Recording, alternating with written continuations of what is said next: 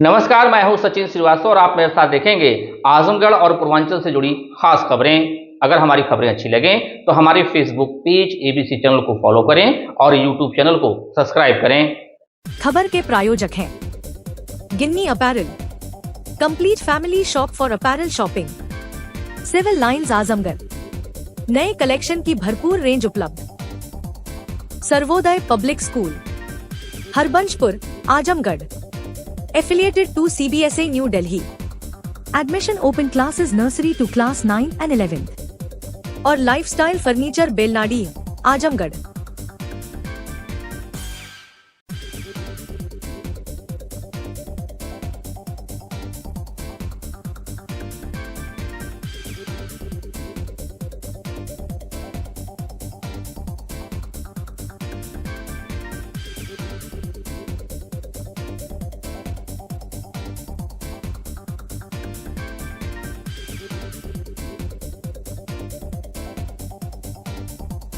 आजमगढ़ जिले में आगामी 13 जून को प्रस्तावित मुख्यमंत्री योगी आदित्यनाथ के कार्यक्रम के दृष्टिगत मंडलायुक्त विवेक, जिलाधिकारी रविंद्र कुमार, वरिष्ठ पुलिस अधीक्षक आजमगढ़ डॉक्टर अनिल कुमार, मुख्य विकास अधिकारी Parikshit Khatana, CMO doctor NR Verma एवं अन्य अधिकारियों द्वारा कृषि महाविद्यालय कोटवा स्थित कार्यक्रम स्थल का निरीक्षण कर तैयारियों का विस्तृत जायजा लिया।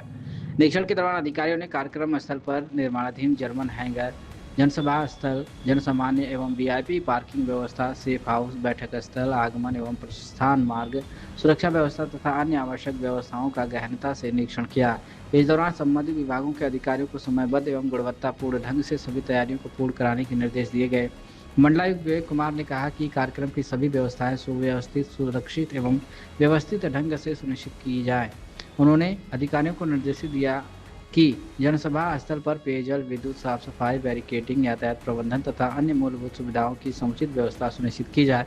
जिलाधिकारी रविंद्र कुमार ने कार्यक्रम से संबंधित सभी विभागों के अधिकारियों को आपसी समन्वय के साथ कार्य करने के निर्देश दिए। उन्होंने कहा कि कार्यक्रम में आने वाले जनसामान्य एवं विशिष्ट अतिथियों की सुविधा का विशेष ध्यान रखा जाए तथा निर्धारित समय सीमा के भीतर सभी तैयारियां पूर्ण कर ली जाए। वरिष्ठ पुलिस अधीक्षक डॉक्टर अनिल कुमार ने सुरक्षा व्यवस्थाओं की समीक्षा करते हुए संबंधित पुलिस अधिकारियों को आवश्यक दिशा निर्देश दिए। उन्होंने कहा कि कार्यक्रम स्थल एवं आसपास के क्षेत्रों में सुरक्षा के व्यापक इंतजाम सुनिश्चित करने, यातायात व्यवस्था को सुचारू बनाए रखने तथा कानून व्यवस्था को सुदृढ़ रखने के निर्देश दिए। निरीक्षण उपरांत अधिकारियों द्वारा कार्यक्रम की तैयारियों के संबंध में बैठक आयोजित कर विभिन्न विभागों की जिम्मेदारियों की समीक्षा की गई तथा आवश्यक दिशा निर्देश प्रदान किए गए। अधिकारियों ने विश्वास व्यक्त किया कि सभी विभागों के समन्वित प्रयासों के कार्यक्रम का सफल, सुरक्षित एवं व्यवस्थित आयोजन सुनिश्चित किया जाएगा। इस अवसर पर संबंधित विभागों के अधिकारीगण एवं कार्यदायी संस्थाओं के प्रतिनिधि उपस्थित रहे। आजमगढ़ के वरिष्ठ पुलिस अधीक्षक डॉक्टर अनिल कुमार ने बताया कि मुख्यमंत्री जी का 13 जून को आजमगढ़ का एक संभावित दौरा कार्यक्रम मिला है। इस कार्यक्रम को लेकर पुलिस प्रशासन द्वारा सभी आवश्यक तैयारियां की जा रही हैं। सुरक्षा व्यवस्था का जायजा लिया जा रहा है और कड़े सुरक्षा इंतजाम सुनिश्चित किए जा रहे हैं। शुरुआती कार्यक्रम के अनुसार मुख्यमंत्री का यह दौरा थाना रानी की सराय के अंतर्गत प्रस्तावित है। मुख्यमंत्री के इस दौरे में मुख्य रूप से मंडलीय समीक्षा और जन संवाद के कार्यक्रम शामिल हैं। क्या कुछ कहना है कार्यक्रम को लेकर डॉक्टर अनिल कुमार, एसएसपी आजमगढ़ का, सुनिए। कब तक संभावना है और क्या तैयारी कर रहे हैं? माननीय मुख्यमंत्री महोदय का 13 जून को टेंटेटिव भ्रमण का कार्यक्रम मिला है। इस कार्यक्रम के संबंध में सभी तैयारियां की जा रही हैं और सुरक्षा व्यवस्था का जायजा लिया जा रहा है और सुरक्षा व्यवस्था सुनिश्चित की जाएगी। कहाँ पे कार्यक्रम है? ये थाना रानी की सराय में कोटिला में अभी टेंटेटिव प्रोग्राम है। जैसे ही इसमें और डिटेल प्राप्त होंगी, अब कार्यक्रम फाइनल होगा, आपको सूचित कर दिया जाएगा। जनसभा वगैरह है? अभी तक मंडलीय समीक्षा और जनसभा का कार्यक्रम की सूचना मिली। आजमगढ़ जिले के महनाजपुर थाना क्षेत्र के करसड़ा गांव में मंगलवार की शाम पारिवारिक विवाद के दौरान बड़े भाई के हमले में छोटे भाई की मौत हो गई। घटना के बाद क्षेत्र में सनसनी फैल गई। पुलिस ने आरोपी बड़े भाई को गिरफ्तार कर मामले की जांच शुरू कर दी है। सियोलालगंज भूपेश कुमार पांडे ने बताया कि महनाजपुर थाना क्षेत्र के करसड़ा गांव निवासी जगदीश विश्वकर्मा उम्र 70 वर्ष और उनके छोटे भाई ओम प्रकाश विश्वकर्मा उम्र 67 वर्ष के बीच मंगलवार की शाम करीब 7 बजे किसी बात को लेकर विवाद हो गया। देखते ही देखते कहासुनी मारपीट में बदल गई। आरोप है कि इसी दौरान जगदीश ने बांस से ओम प्रकाश पर प्रहार कर दिया, जिससे वह गंभीर रूप से घायल हो गया। वहीं घायल ओम प्रकाश को परिजन तत्काल प्राथमिक स्वास्थ्य केंद्र लालगंज लेकर पहुंचे। जहां चिकित्सकों ने उन्हें मृत घोषित कर दिया। घटना की सूचना पर पहुंची पुलिस ने शव को कब्जे में लेकर पोस्टमार्टम के लिए भेज दिया है। मृतक की पत्नी की तहरीर पर पुलिस ने आरोपी जगदीश विश्वकर्मा के खिलाफ मुकदमा दर्ज कर लिया है। पुलिस का कहना है कि आरोपी को गिरफ्तार कर आगे की विधिक कार्रवाई की जा रही है। घटना के बाद गाँव में मातम का माहौल है। 9/6/2026 को शाम को करीब 7:30 बजे थाना महनाजपुर पुलिस को यह सूचना मिली कि ग्राम करसड़ा में दो भाइयों के मध्य मारपीट की घटना हुई है, जिसमें बड़े भाई जगदीश विश्वकर्मा सनाफ स्वर्गीय सुखराम विश्वकर्मा उम्र 70 वर्ष इनके द्वारा अपने छोटे भाई ओम प्रकाश विश्वकर्मा सनाफ सुखराम विश्वकर्मा जिनकी उम्र करीब 67 वर्ष है, इनको सर पे बांस से मार दिया है, घायल कर दिया है। परिजनों के द्वारा जो इनको प्राथमिक स्वास्थ्य केंद्र लालगंज ले जाया गया, जहां डॉक्टरों के द्वारा इनको मृत घोषित कर दिया गया। इस प्रकरण में थाना महनाजपुर पुलिस के द्वारा त्वरित कार्रवाई करते हुए जो बड़ा भाई था उसको गिरफ्तार किया गया है और जो मृतक थे इनकी पत्नी की तहरीर पर सुसंगत धाराओं में मुकदमा पंजीकृत कर अग्रिम वैधानिक कार्रवाई की जा रही है। खबर आजमगढ़ से, जहां बढ़ती महंगाई और पेट्रोलियम पदार्थों की कीमतों में वृद्धि के विरोध में बुधवार को समाजवादी पार्टी के युवा एवं फ्रंटल संगठनों के कार्यकर्ताओं ने प्रदर्शन किया। सपा कार्यालय से निकले कार्यकर्ता जुलूस के रूप में कलेक्ट्रेट चौराहे पहुंचे और केंद्र सरकार के खिलाफ नारेबाजी की। प्रदर्शन के दौरान कार्यकर्ताओं ने केंद्रीय पेट्रोलियम मंत्री का पुतला दहन करने का प्रयास किया, जिस पर पुलिस ने उन्हें रोकने का प्रयास किया। इसी दौरान पुलिस और प्रदर्शनकारियों के बीच नोकझोंक तथा हल्की धक्का मुक्की की स्थिति उत्पन्न हो गई। कुछ समय के लिए माहौल गर्म रहा, जिसके बाद कार्यकर्ता धरने पर बैठ गए। सपा नेताओं का कहना है कि वे शांतिपूर्ण तरीके से अपना विरोध दर्ज करा रहे थे, जबकि पुलिस प्रशासन कानून व्यवस्था बनाए रखने के लिए आवश्यक कदम उठाने की बात कर रहा था। मामले को लेकर दोनों पक्षों के बीच कुछ देर तक बहस भी हुई। सूचना मिलने पर क्षेत्राधिकारी नगर शुभम तोदी मौके पर पहुंचे और प्रदर्शनकारियों से वार्ता की। अधिकारियों द्वारा बातचीत और आवश्यक आश्वासन दिए जाने के बाद धरना समाप्त कर दिया गया तथा स्थिति सामान्य हो गई। प्रदर्शन में सपा युवजन सभा के जिलाध्यक्ष दुर्गेश यादव, शबनम खातून, गुलाब राजभर, संतोष गौतम, आशीष यादव, अनिल कुमार वर्मा, प्रदीप कुमार यादव, आनंद यादव, प्रवेश मिश्रा, दिनेश मणि उपाध्याय, ऋषभ मौर्य, महावीर गुप्ता, विशाल राय, अशोक राजभर, राजेश विश्वकर्मा, अजीत कुमार राव सहित बड़ी संख्या में समाजवादी पार्टी के कार्यकर्ता मौजूद रहे। क्या कुछ कहना है दुर्गेश यादव, जिलाध्यक्ष सपा योजना सभा और शबनम खातून सपा नेत्री का सुनिए। धन्यवाद देता हूँ। यहाँ धरने में बैठने की कोई सुनियोजित योजना नहीं थी। धरने में बैठने के लिए हमें पुलिस के महकमे के अधिकारियों ने मजबूर किया। रोडवेज चौकी इंचार्ज उन्होंने हमारे पदाधिकारियों के साथ, हमारी महिला नेत्री के साथ धक्का मुक्की किया, जबरदस्ती कंधे पे हाथ भी लगाया और गर्दन भी पकड़ने का प्रयास किया उन्होंने। रोडवेज चौकी इंचार्ज जो बगैर नेम प्लेट के अपनी ड्यूटी दे रहे थे। ये नियम भी नहीं है, कोई गैजेटेड अधिकारी बगैर नेम प्लेट के नहीं रह सकता, ये नियम भी नहीं है। हम लोग तो शांति से धरना प्रदर्शन कर रहे थे, आए और हमने पेट्रोलियम जो देश में डीजल, गैस और गैस सिलेंडर के दामों पे जो बेतहाशा वृद्धि हो रही है, ये पुलिस के लोग भी खरीद के खाते हैं, इस चीज को ये भी महसूस करते हैं। मगर ये कहीं ना कहीं सरकार से दबाव में है, सरकार के दबाव में आकर करके ये नौजवानों का उत्पीड़न कर रहे हैं। तो क्या धरने पे बैठे? धरने पे इसलिए बैठे हैं कि जो दोषी पुलिसकर्मी है, जो रोडवेज चौकी इंचार्ज है, जो जिस तरीके से उन्होंने हमारे महिला नेत्री के साथ बदसलूकी की, हमारे कार्यकर्ताओं के साथ हाथापाई धक्का मुक्की की, हम चाहते हैं कि वो सामने आए, माफी मांगे, तभी हम जाएंगे। जब तक वो माफी नहीं मांगेंगे हम समाजवादी लोग यहीं बैठे रहेंगे। हरदीपुरी पेट्रोलियम मंत्री हैं और पेट्रोल में लगातार निरंतर पिछले 1.5 महीने से रोज लगातार उसके दाम बढ़ रहे हैं, गैस सिलेंडर के दाम बढ़ रहे हैं और हम चाहते हैं कि पेट्रोल और डीजल के दाम कम हो, गैस सिलेंडर के दाम कम हो। जब आप लोग धरना प्रदर्शन करने जा रहे थे, इतनी धक्का मुक्की क्यों? ये पुलिस के लोगों से पूछिए आप, एक मिनट, ये आप लोग पुलिस के लोगों से पूछिए। हम तो लोकतांत्रिक व्यवस्था को मानने वाले हैं, लोकतंत्र में विश्वास और आस्था रखने वाले लोग हैं। शांतिपूर्वक हम धरना प्रदर्शन करने आ रहे थे, जो मर्यादित था। अमर्यादित करने का काम इन लोगों ने किया, धक्का मुक्की करने लगे। पुलिसकर्मी भी थे? नहीं, कोई नहीं थी, नहीं थी। अच्छा, इसका सूचना दिए थे? बिल्कुल दिया गया था। कोई मना कर दे, कोई पूछ ले कि नहीं, सूचना दिया गया था। इलाहियों के तमाम अफसर हमारे कार्यालय में आकर 2 दिन से बैठ रहे हैं। इस दौरान कोई पुलिसकर्मी महिला नहीं? महिला नहीं थी, महिला से बदसलूकी हुई है, जो जेंट्स ले सबके साथ बदतमीजी किया है। धरना प्रदर्शन कर रहे हैं सब, मतलब पेट्रोल, डीजल, गैस के दाम इतने बढ़ रहे हैं, हम लोग कहाँ से खरीदेंगे? हम लोग रेंट के मकान में रहते हैं, वहाँ तो चूल्हा भी नहीं जला सकते। सबके हित के लिए हम लोग ये लड़ाई लड़ रहे हैं। लेकिन ये पुलिसकर्मी, हम लोग शांति से आ रहे थे, ये लोग दौड़ते हुए, हमारे जितने भी लोग हैं सबके ऊपर इन्होंने हमला किया और मुझे गाली दिया। सुनिए, मुझे पुलिस में मुझे गाली दिया और मेरे गर्दन पे ऐसे हाथ लगाया। देखिए, मेरा यहाँ पे पैर कट गया है। जब ये पुलिस वाले महिला के नहीं है तो पुरुष के क्या होंगे? और जब तक वो सब आके यहाँ पे माफी नहीं मांगेंगे तब तक मैं हटूंगी नहीं, मैं यहीं पे बैठी रहूंगी। मैं अगर सीता हूँ तो मैं झांसी की रानी भी हूँ, और ये आज मैं करके दिखा के जाऊंगी। यहाँ पे सब हट जाएंगे, मैं यहीं बैठी रहूंगी इसी धूप में। इतनी कड़क की गर्मी धूप में आप यहीं बैठी रहेंगी? बिल्कुल मैं बैठी रहूंगी, मैं यहाँ पे बैठी हूँ। यहाँ का स्वास्थ्य मेरा खराब हो चाहे कुछ भी हो, लेकिन इसके बाद किसी और महिला पे ऐसा ही अत्याचार ये लोग न करें। नहीं, इस धूप में अगर आप बीमार होती है, स्वास्थ्य खराब होता है तो ये सारी जिम्मेदारी ये प्रशासन की जिम्मेदारी है, ये प्रशासन की जिम्मेदारी है। तरीके से विरोध कर रही थी जो है।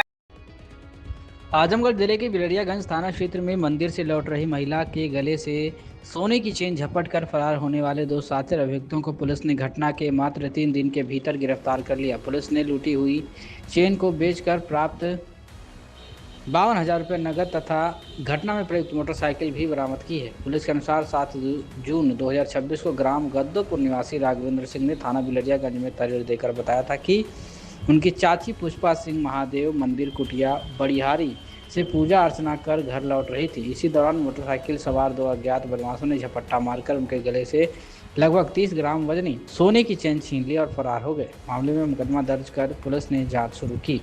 वरिष्ठ पुलिस अधीक्षक के निर्देश पर अपराधियों की गिरफ्तारी के लिए चलाए जा रहे अभियान के तहत थाना अध्यक्ष अमित कुमार मिश्र और उप निरीक्षक अक्षयदीप सिंह की टीम ने 10 जून को नसीरपुर नई बस्ती के पास घेराबंदी कर 2 अभियुक्तों को गिरफ्तार कर लिया।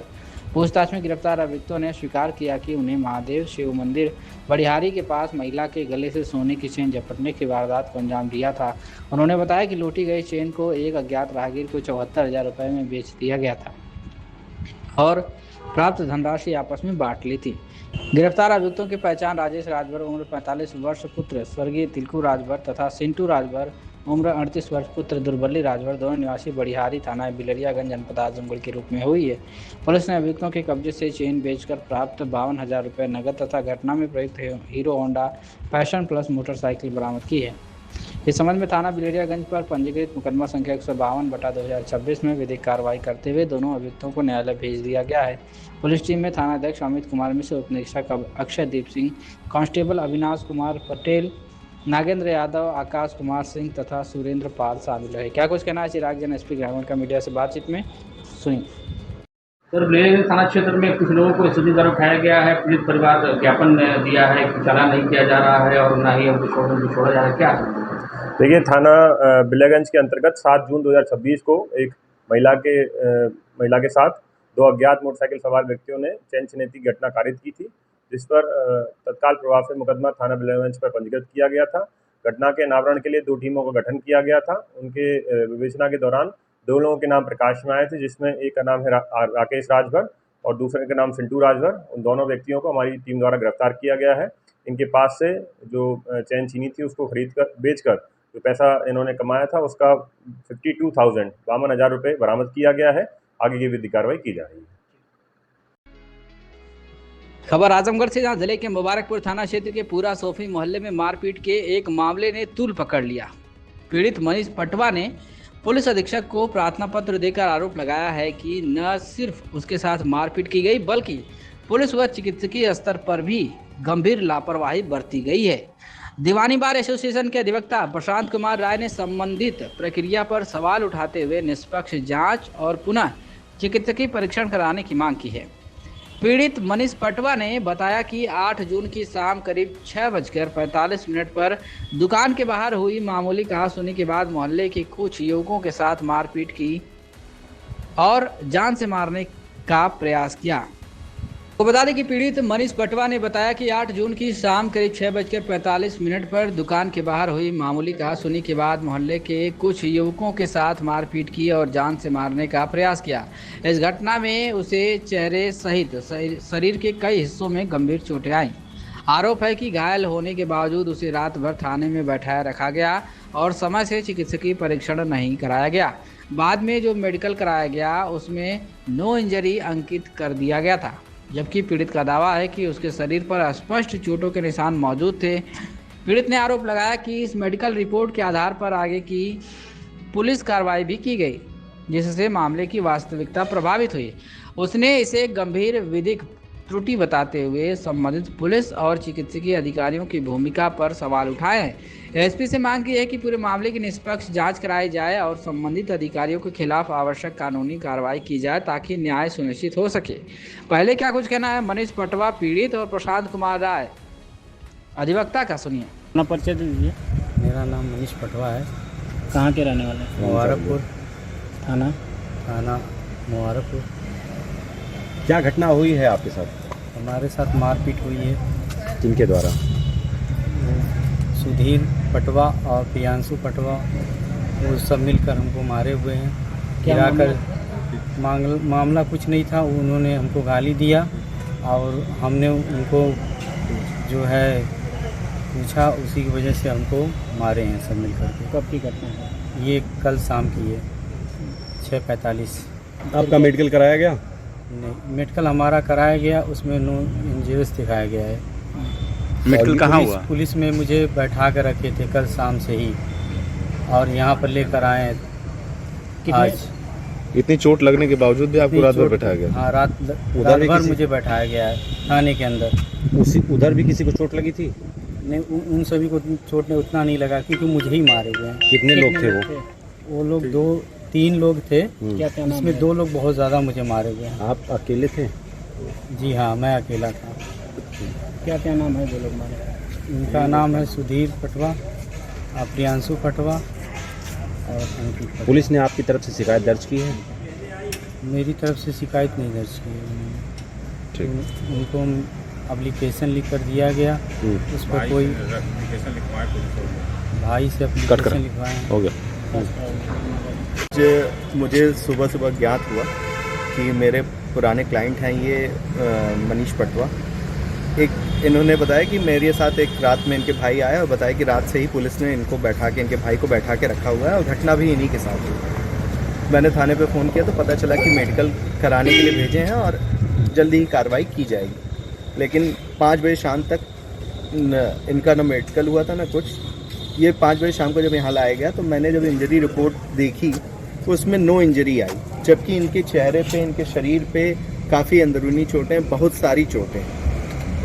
उसके बाद भी डॉक्टर द्वारा जानबूझ के झूठी रिपोर्ट प्रिपेयर की गई जिसमें लिखा गया कि नो इंजरी, और ये भी किया गया कि पुलिस द्वारा उस झूठी रिपोर्ट पे चालानी रिपोर्ट भी बना दी गई और एसडीएम साहब द्वारा भी उस रिपोर्ट को बिना संज्ञान में लिए हुए, मैंने जबकि इस पर प्रेस भी किया, उनकी बेल को अपोज करने के लिए जो अभियुक्तगण थे उनकी बेल को अपोज करते हुए मैंने ये चीज़ स्पष्टता से कही कि इनकी जो बॉडी पे सारी इंजरी आई हुई हैं, अगर वो इंजरी इनके बॉडी पे नहीं है और जबकि इंजरी रिपोर्ट में नो इंजरी दिखाई जा रही है और इनकी शरीर पे इतने ढेर सारी इंजरियाँ हैं और आप भी उन चीज़ों का संज्ञान नहीं लेंगे, उसके लिए मैंने एक प्रार्थना पत्र एसडीएम साहब को भी दिया कि इसका जो मेडिकल है वो तत्काल मंडलीय चिकित्सालय आजमगढ़ से कराया जाए, जिससे इसकी जो चोटें हैं उसका फ्रेश मेडिकल हो जाए ताकि घटना की सत्ता जानी जा सके और मेडिकल साक्ष्य को सुरक्षित किया जा सके। लेकिन उनके द्वारा भी कोई प्रॉपर स्टेप नहीं लिया गया और मैंने एक प्रार्थना पत्र संबंधित थाना के जो भी कर्मचारीगण हैं, जो भी पुलिस विभाग के अधिकारी इसमें संलिप्त हैं इस झूठी रिपोर्ट को प्रिपेयर करने में, और वो डॉक्टर जो सीएससी के हैं जिन्होंने ये झूठी मेडिकल रिपोर्ट तैयार की, उसके लिए भी एक मैंने प्रार्थना पत्र दिया है, मैं आपको वो प्रोवाइड करा दूंगा। उस प्रार्थना पत्र में मैंने ये कहा कि जो इस तरीके के अधिकारी पद पे होते हैं उनके द्वारा अगर कोई ऐसा फैब्रिकेटेड एविडेंस क्रिएट किया जाता है और प्रोड्यूस किया जाता है किसी ऑफिसर के सामने तो वो एक हीनियस क्राइम। वकील साहब, आपका क्लाइंट जो है, ये जो आपके साथ हैं पीड़ित, इनके साथ जो मारपीट हुई है अभी हम देख रहे हैं चेहरे पे उसी तरह के दाग धब्बे बने हुए हैं, कहीं ना कहीं पुलिस की लापरवाही नहीं है कि इनको ट्रीटमेंट की आवश्यकता थी? पुलिस की भी लापरवाही है और श्रीमान एसडीएम साहब ने भी इस चीज़ का कोई संज्ञान नहीं। अगर वो चाहते तो इसको तत्काल मंडलीय चिकित्सालय भेज सकते थे, क्योंकि उनको ये स्पष्ट दिख रहा था कि इंजरी रिपोर्ट में नो इंजरी है और इसकी बॉडी पे इतनी एपरेंट इंजरीज जो शोन हो रही हैं, इवन ब्लाइंड पर्सन भी अगर थोड़ा सा ध्यान दे तो वो भी देख सकते। घटना का वीडियो भी है, आप वीडियो साक्ष्य भी है, मेडिकल रिपोर्ट भी है जिसमें नो इंजरी के लिए इन्होंने भेजा है और आज के डेट में इन्होंने 3 बजे चालानी रिपोर्ट भेजी है और कल की घटना का कोई जिक्र नहीं किया है। कल से रात से अगर सीसीटीवी फुटेज थाना स्थानीय का देखा जाएगा तो बिल्कुल स्पष्ट रूप से क्लियर हो जाएगा कि वहाँ पे ये लोग रात से ही बैठाए गए थे। तो क्या एक्शन लिया जाएगा, उपेक्षापूर्ण कार्य किए मेरी यही रिक्वेस्ट रहेगी कि जो भी इसमें संलिप्त जो भी अभियुक्तगण हैं पहले तो उनके विरुद्ध एक FIR दर्ज हो और उसके बाद तत्काल इसका मेडिकल कराया जाए, जिससे इसकी जो मेडिकल साक्ष्य है वो संरक्षित किया जा सके। इस घटना का जो मेडिकल साक्ष्य है वो तुरंत तत्काल प्रभाव से संरक्षित किया जा सके। और दूसरी चीज, जो भी इसमें अधिकारीगण और डॉक्टर जो भी लोग इसमें संलिप्त हैं, जिन्होंने भी लॉ को ओवरसाइट किया है और लॉ को फॉलो नहीं किया, उनके विरुद्ध भी एक कठोर कार्रवाई और एक मुकदमा दर्ज होना चाहिए। उसमें सुसंगत धाराओं में एक मुकदमा दर्ज होना चाहिए उसमें। वहीं इस मामले में क्षेत्राधिकारी सदर आस्था जायसवाल ने बताया कि मामला मुबारकपुर थाना क्षेत्र के पूरा सोफी मोहल्ले का एक वीडियो वायरल हो रहा है। वायरल वीडियो की जांच पुलिस कर रही है, जांच कर आवश्यक कार्रवाई की जाएगी। क्या कुछ कहना है आस्था जायसवाल सीओ सदर का, सुनिए। मुबारकपुर थाना क्षेत्र का वीडियो सोशल मीडिया पर वायरल हो रहा है, जिसमें एक युवक को कुछ लोग मारते पीटते दिखाई दे रहे हैं। युवक का आरोप है कि पुलिस के द्वारा कुछ कार्रवाई नहीं की गई। क्या है मामला? थाना मुबारकपुर के अंतर्गत मोहल्ला ये जो पूरा सोफी है, इसमें दो पक्षों के बीच में मारपीट का एक वीडियो वायरल हुआ। ये दुकानदारी को लेकर ये वीडियो वायरल हुआ है। इसमें पुलिस जांच करके अग्रिम विधिक कार्रवाई कर रही है। आजमगढ़ जिले के रवनापार थाना अध्यक्ष सुनील कुमार दुबे व पुलिस कर्मियों की मौजूदगी में क्षेत्र के खोजौली गांव में विवादित भूमि पर जबरन गिट्टी गिराने का मामला सामने आया है। इसका वीडियो सोशल मीडिया पर तेजी से वायरल हो रहा है। पीड़िता राधिका सिंह ने पुलिस अधीक्षक को प्रार्थना पत्र देकर शिकायती दर्ज कराई थी। पीड़िता ने बताया कि भूमि विवाद का मामला न्यायालय में चल रहा है। इसके बाद भी रवनापार थाना अध्यक्ष, एक कांस्टेबल और विपक्षी पक्ष के लोग उनकी पैतृक भूमि पर अवैध कब्जा कराने का प्रयास कर रहे हैं। एसपी को दिए गए प्रार्थना पत्र में राधिका सिंह ने कहा कि विवादित भूमि को लेकर सिविल न्यायालय में वाद विचाराधीन है। इसके बावजूद विपक्षी पक्ष ने पुलिस की मौजूदगी में विवादित भूमि पर मिट्टी डलवाकर कब्जा करवाने का प्रयास किया। शिकायतकर्ता का आरोप है कि थाना प्रभारी रवनापार सुनील कुमार दुबे स्वयं मौके पर मौजूद थे और भूमि की स्थिति बदलवाने में सहयोग कर रहे थे। उन्होंने यह भी आरोप लगाया कि विरोध करने पर उन्हें और उनके परिवार को अपशब्द कहे गए और उनके पुत्र के साथ मारपीट की गई। साथ ही झूठे मुकदमे में फंसाने की धमकी भी दी गई। प्रार्थना पत्र में कहा गया था कि मौके पर कोई राजस्व विभाग की टीम मौजूद नहीं थी, फिर भी पुलिस की मौजूदगी में 3 ट्राली मिट्टी विवादित भूमि पर डलवाई गई। पीड़िता राधिका ने बताया कि कांस्टेबल पर भी विपक्षी पक्ष से मिलीभगत का आरोप लगाते हुए पैसे मांगने का आरोप लगाया गया है। उनका दावा है कि घटना से संबंधित वीडियो साक्ष्य के रूप में उनके पास मौजूद है। पीड़िता ने एसपी से मामले की निष्पक्ष जांच कराते हुए थाना अध्यक्ष, संबंधित कांस्टेबल और विपक्षी पक्ष के लोगों के विरुद्ध प्राथमिकी दर्ज कर आवश्यक विधिक कार्रवाई किए जाने की मांग की है। पहले क्या कुछ कहना है राधिका सिंह पीड़िता का, सुनिए। नाम है आपका? मेरा नाम भैया राधिका है। राधिका जी, आपके घर पे पुलिस गई थी और आप लोगों ने एक वीडियो भी सोशल मीडिया पे डाला हुआ था, क्या मामला था पूरा? भैया मामला यही था कि मेरी ज़मीन में काफ़ी दिनों से दीवानी चल रही है, साल भर पहले से। और जब जून महीना आता है वो अपना कोर्ट के देख करके कोर्ट बंद हो जाए तो अपना काम कर रहे हैं। और काम करने के दौरान जब मेरे बच्चे आते हैं तभी अधिक करके करते हैं। और फिर जब मैंने रोकने का प्रयास करती हूँ तो गाली गलौज यही सब लोग करते हैं और थाने पर पुलिस बुलाते हैं, वो भी जाते हैं। हम भी प्रशासन का भैया हम शुरू से सहारा ले रही हैं, लेकिन प्रशासन मेरा कोई सुनवाई नहीं किया। उस दिन पुलिस गई थी जब मिट्टी गिर रही थी, उस दिन क्या हुआ था जिसका वीडियो वायरल हुआ है? उस दिन भैया यही हुआ कि उन्होंने अपना टाली वाली बुलाए तो मैं वहाँ पर जाकर खड़ी हो गई तो 112 पर डायल करी तो पुलिस आई तो अभी रुकी रही, हमने नहीं गिराया। हम कहे भैया आपसे मैं हाथ जोड़ रही हूँ, मेरी ज़मीन का न्यायालय में मुकदमा चल रहा है, जब न्यायालय फैसला करेगा तो जो करना होगा आप लोग करिएगा, मिट्टी मत गिरने। तो बोल रहे थे कि उसके दरवाजे पर तुम्हारा है। हम कहें हाँ मेरी नाम की ज़मीन है, वो अपने घर के सामने अपनी मेरी भर बनवा लें, दरवाज़ा किसी के और में करने तो उनका हो जाएगा। इसी पर बोले कि चलिए ठीक है आप लोग जाइए। पुलिस को हमने रोके, 2 गाड़ी पुलिस आई थी, 112 और थाने से उमेश जी आए थे, वो लोग चले गए भैया। इसके बाद एसओ साहब आए अपनी पूरी टीम लेकर के और आए और लंगे माटी वहाँ गिराने के लिए टाली बुलवा लिए। टाली चली गई थी लेकिन टाली घुमा कर बुला लिए। बुलवाने के बाद मैं वहाँ पर मैं और मेरी सास खड़ी हो गई। मैं बोले मैं माटी भैया नहीं गिराऊंगी। एसओ साहब से मैं हाथ जोड़ी कि भैया मान जाइए, कृपा करके मान जाइए। मैं प्रशासन का सहारा ले रही हूँ और न्यायालय में मेरी मुकदमा चल रही है, आप मान जाइए प्लीज़, मेरी माटी मेरे ज़मीन पर मत गिरवाइए। लेकिन उन्होंने ये बोले सब कि लेडीज़ पुलिस को इनको ले चलिए, गाड़ी में बैठाइए, थाने में बंद करके इनको थूरा जाएगा, इनकी बुद्धि ठिकाने आ जाएगी। तभी हम भैया मैं बोली चलिए मैं अपने ज़मीन के लिए मैं सब कुछ सहूँगी, लेकिन मैं अपना ज़मीन नहीं छोड़ूंगी। तो उसके बाद और मुझे गाड़ी बैठाने गए तो मेरे बच्चे वीडियो बनाने लगे। वीडियो के दौरान भैया मेरे बच्चे को ऐसा सांप पकड़ करके और तड़तड़ मारने लगे। तो मेरे बच्चे वीडियो बनाए, फिर उनकी मोबाइल छीन ली गई। फिर छीनने के बाद फिर दोबारा उनको फिर पकड़ के उधर कैमरा, मेरे घर सामने कैमरा है, और उधर से हटा करके उधर गली में ले जा करके लोग घसीट करके लेके जा रहे थे। फिर बच्चे मैंने छोड़ा करके फिर आए, फिर लोग मारने लगे। तो सब दिखाए थे, इसके पहले भी मैं एसओ साहब को दिखाए थे, सब मिट्टी गिरवा रहे थे। हाँ, मैं ये भी बोली कि आप उस दिन कागज देखे भैया, तो मैं आप लोग अंधे नहीं न थे, आप देखे हैं कि डाटा संख्या है, बंटवारा शुदा गांव है, मेरे पूर्वजों के नाम की ज़मीन है। तो तभी वो नहीं, मैंने ज़बरदस्ती माटी गिरवाए हम लोग को कमज़ोर समझ करके। जब भी प्रशासन आता है भैया हमको कमज़ोर समझ करके मुझे दबा करके जो करना है उनका करवा कर चले जाते हैं। तो अभी आज आप एसपी साहब क्या मिली हैं, क्या कहा है आपने? अब एसपी साहब सर मैंने एप्लीकेशन दिए, कप्तान साहब मिले हैं आपसे? हाँ मिले थे। क्या बोले? अब बोले जाइए इस पर डीसी साहब को सगड़ी में हम बात करेंगे, आपका सुनवाई होगा।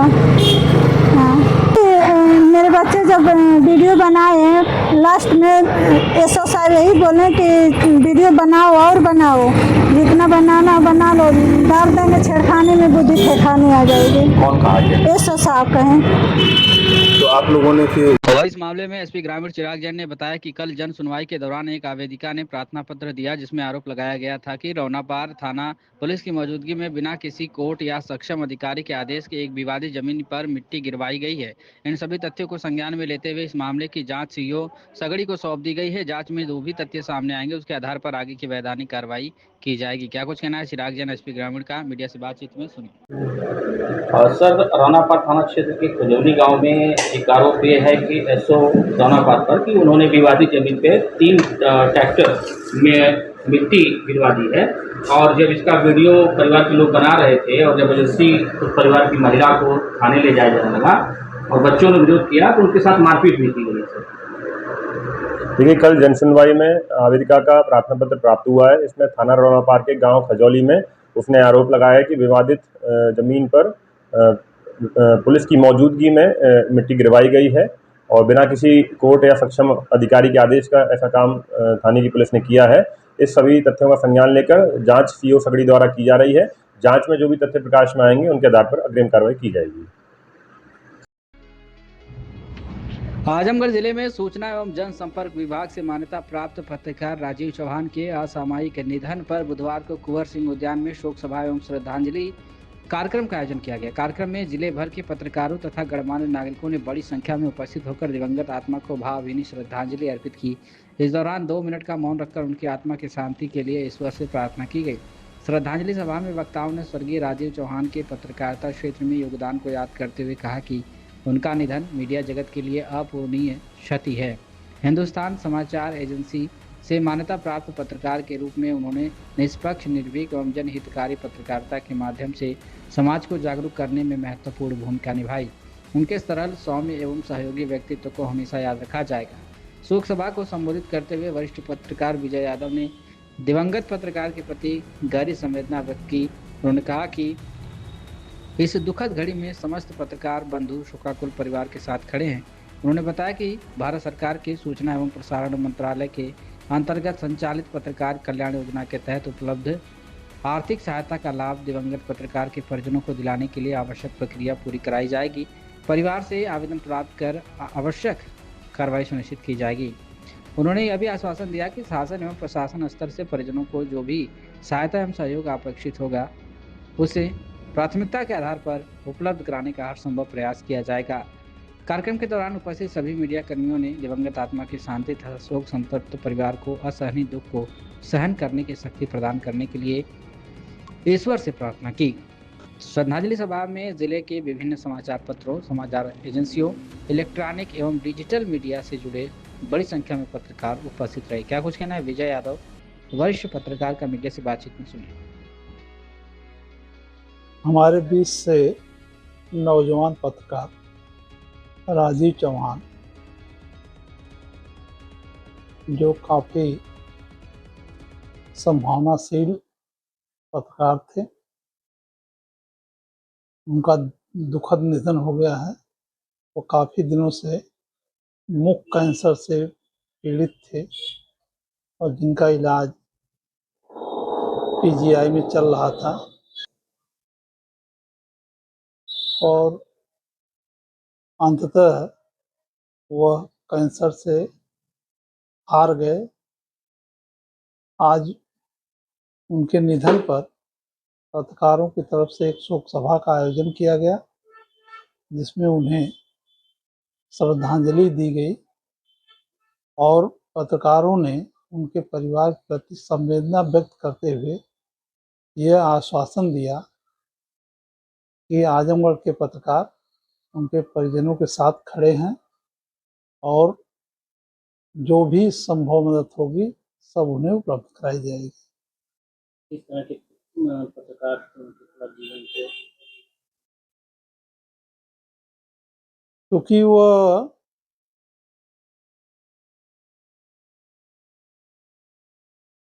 हमको लगता है कि पढ़ाई समाप्त होने के बाद ही पत्रकारिता के क्षेत्र में आ गए थे और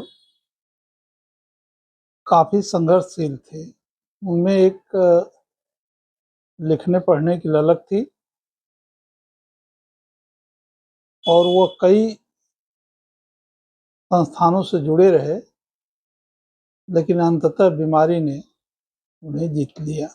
खबर आजमगढ़ से, जहां बड़े मंगलवार के पावन अवसर पर रामायणम परिवार द्वारा नगर के बड़ा देव स्थित हनुमान मंदिर पर सुंदरकांड पाठ एवं विशाल भंडारे का भव्य आयोजन किया गया, जो कि शाम 6 बजे से शुरू होकर रात 10 बजे तक चलता रहा।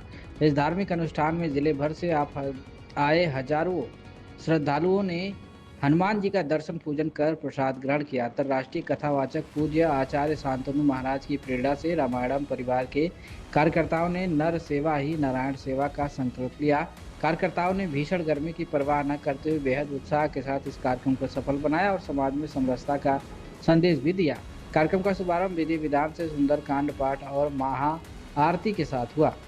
इस अवसर पर भाजपा के पूर्व जिला अध्यक्ष जयनाथ सिंह, अशोक अग्रवाल, अजय अग्रवाल, अरविंद अग्रवाल, पवन कुमार, नितिन सिंह, सौरभ सिंह, संतोष गुप्ता, दीनानाथ सिंह, आशीष गोयल, अनिल सिंह, गौरव रघुवंशी, राघवेंद्र मिश्रा, कमलाकर सिंह, सनी, अजीत राय, अरविंद मोदनवाल, ऋतिक जायसवाल, गजेंद्र सिंह, प्रशांत उत्कर्ष, सतीश सिंह, रश्मि सिंह, गौतम बर्नवाल, हरेंद्र मौर्य, मनोज सिंह, शशांक मिश्र, आशीष यादव, राजेश रंजन, इष्टदेव सिंह और मुनीब गुप्ता सहित भारी संख्या में गणमान्य नागरिक और श्रद्धालु उपस्थित रहे। क्या कुछ कहना है गौरव रघुवंशी का? आज ज्येष्ठ माह का बड़ा मंगलवार, इस अवसर पर रामायणम परिवार आजमगढ़ द्वारा पूज्याचार्य शांतनु जी महाराज जी के आशीर्वाद से यहाँ पर एक बड़े विशाल भंडारे का आयोजन किया गया और इसमें हमारे रामायणम परिवार के सभी कार्यकर्ता लगे रहे और लगभग 2000 से अधिक लोगों ने प्रसाद ग्रहण किया। आज बड़ा देव हनुमान मंदिर पर हम लोगों ने कार्यक्रम रखा था और बहुत ही सुंदर कार्यक्रम रहा और पूरे जनपद से हमारे कार्यकर्ता और नगर की जनता इसमें सम्मिलित सभी लोग हुए और बहुत ही अच्छा कार्यक्रम रहा और हम लोग प्रयास करेंगे कि ऐसे कार्यक्रम अनवरत रूप से चलते रहें।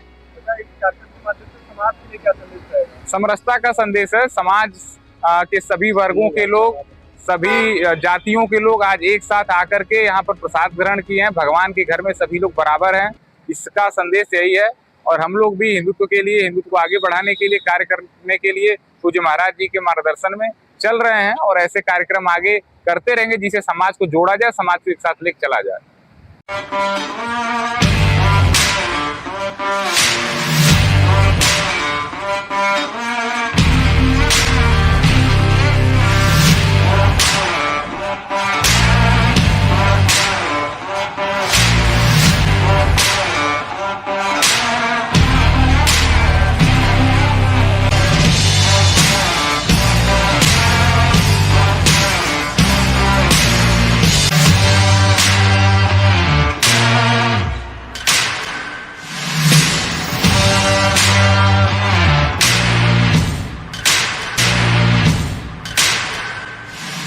सर्वोदय पब्लिक स्कूल आजमगढ़ में आपका स्वागत है, जहां हर दिन एक नई शुरुआत होती है। यहां आपके बच्चे की अच्छी शिक्षा और बेहतर भविष्य के लिए नई शिक्षा नीति 2020 के अनुरूप पाठ्यक्रम है और इससे जुड़ी सभी सुविधाएं उपलब्ध हैं। यहाँ sports, horse riding, dance classes जैसी यूजफुल एक्टिविटीज तो होती ही हैं, साथ ही लाइब्रेरी, म्यूजिक और आर्ट एंड क्राफ्ट के थ्रू भी बच्चों की क्रिएटिविटी को स्पेशली बढ़ावा दिया जाता है। बच्चों को तकनीकी दुनिया से जोड़े रखने के लिए स्मार्ट क्लासेस, रोबोटिक्स और कंप्यूटर लैब्स उपलब्ध हैं। छोटे बच्चों के लिए अलग से प्ले सेट एरिया है और एक्टिविटी रूम की व्यवस्था है। सर्वोदय स्कूल में बड़ी क्रिकेट एकेडमी के साथ ही हेल्थ और वेलफेयर क्लब भी है, जहां पर बच्चों को सेहतमंद और खुश रखने की पूरी कोशिश की जाती है। 6th क्लास से गर्ल्स के लिए सेपरेट क्लासेस और बिल्कुल सुरक्षित स्कूल बस सर्विसेज, वो भी GPS के साथ सभी रूट्स के लिए अवेलेबल है। Lifestyle furniture, Belnadi, Azamgarh.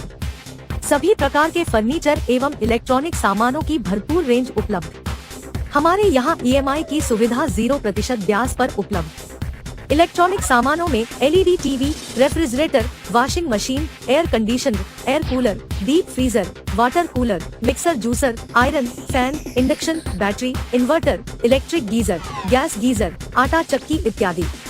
Furniture के सामानों में बेड, गद्दा, सिंगारदान, अलमीरा, sofa, table, chair, rack, stool, संदीली, सीढ़ी, डाइनिंग टेबल, झूला आदि।